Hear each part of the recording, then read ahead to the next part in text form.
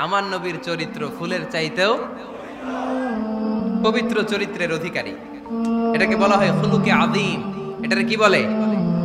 সবাই বলেন, আরো জোরে বলেন। আহা, নবীর ফলোয়ার, নবীর সুন্দর সুন্দর নামগুলো নিতে চায় না, আওয়াজ করে বলেন খুলুকে আযীম। আরবিতে খুলুক মানে চরিত্র, খুলুক মানে এটার বহুবচন আখলাক। আখলাক তো বোঝেন, বলি না লোকটার আখলাক খুব ভালো, স্বভাব চরিত্র ভালো। তো আমার নবীর স্বভাবকে এত অনুপম, এত সুন্দর করে আল্লাহ কোরআনে তুলে ধরেছেন। আল্লাহ এটার নাম দিয়েছেন খুলুকে আযীম। কি নাম? খুলুক তিন ধরনের। কয় ধরনের? খুলুকে হাসান, খুলুকে কারীম, খুলুকে আযীম। আই রিপিট, খুলুকে হাসান, খুলুকে কারীম, খুলুকে আযীম। আবার বলি, খুলুকে হাসান, খুলুকে কারীম, খুলুকে আযীম। খুলুকে হাসান মানে সমান সমান, উনিও ধমক দিছে আমিও ধমক দিছি, এটা খুলুকে হাসান। আমি তো খারাপ কিছু করি নাই, আমি অতিরিক্ত জুলুম করছি নাকি ওনার উপরে? উনিও ধমক আমিও ধমক, সমান সমান, এটা খুলুকে হাসান। নবীর এটা ছিল না। আরেকটা হচ্ছে খুলুকে কারীম, উনি ধমক দিছে আমি ধমক দেই নাই, আমি সহ্য করে নিয়েছি, এটা খুলুকে কারীম।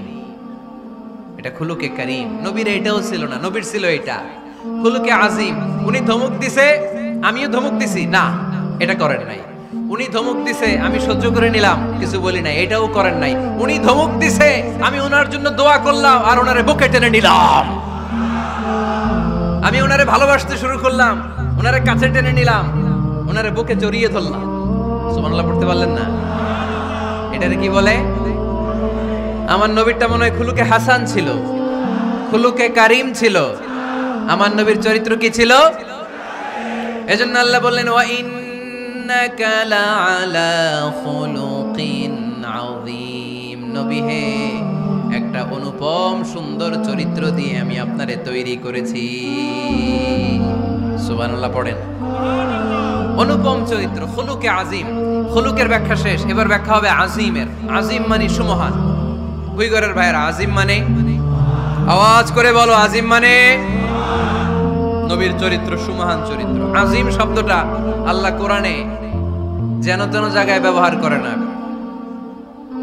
যেটার তাৎপর্য সিগনিফিকেন্স অনেক বড়, অনেক বিশাল, অনেক সুমহান, তখন আল্লাহ ব্যবহার করে আযীম। তখন কি ব্যবহার করে?